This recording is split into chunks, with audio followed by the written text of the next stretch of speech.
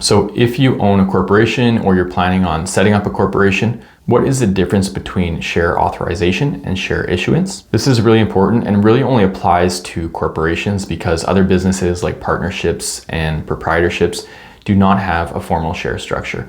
Even corporations that are in the form of cooperatives don't have the same share structure. So it's just the general business corporations that do have formal shares. So these shares are kind of what they sound like. They're just shares in the company. If you own shares, then you have a share in the company. You're a part owner, you're a stakeholder in that company, and in this case, a corporation. So what is the difference between an authorized share and an issued share? Well, authorization basically means to give permission. So if you're authorizing shares, you're basically creating them. There's permission to purchase them, but authorizing them is not giving ownership. It's really just creating the existence of them.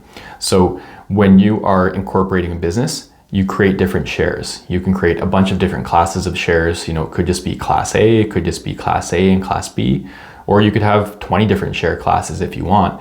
But when you create those different categories of shares and different numbers of shares, that is share authorization. You're just creating them, but no one owns them yet. Whereas when it comes to share issuance, that's when you're taking shares that have been created or authorized and you're actually giving them or selling them to people who want to be owners in the corporation. So if you incorporate and you create different share classes, you're authorizing them, but no one actually owns the corporation until you actually issue some of those shares. Now, in terms of how many share classes you should have and how many shares per share class, it really depends. It can vary a lot. Some businesses might be fine with just 1 or 2 share classes, and you could even just have like 100 shares per class, whereas other corporations might want, 10 or 15 or who knows, even 20 different share classes, and they might want unlimited numbers of shares per share class. So before even incorporating, you should familiarize yourself with this concept and probably speak with a lawyer and accountant to help you navigate what types of shares you should have and how many you should have.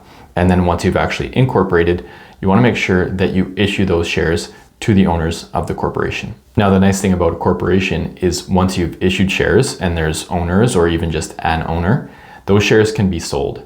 Whereas with unincorporated businesses like partnerships and sole proprietorships, again, there's no formal share structure, so you can't really sell shares in those businesses. It just doesn't work the same way. But if you start your own corporation and after a year, maybe you want to sell it to someone, you can just sell all your shares.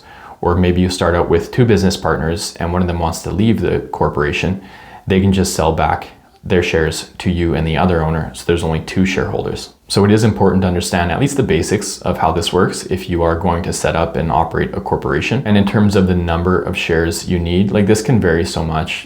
Typically for a basic small corporation, you don't need a ton of shares, but it's common just to have unlimited.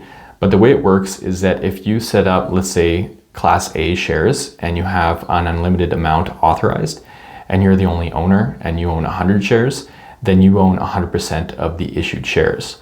Whereas if someone else comes to join your business and you sell them 100 more of the authorized shares, then you both own 100 out of an unlimited number.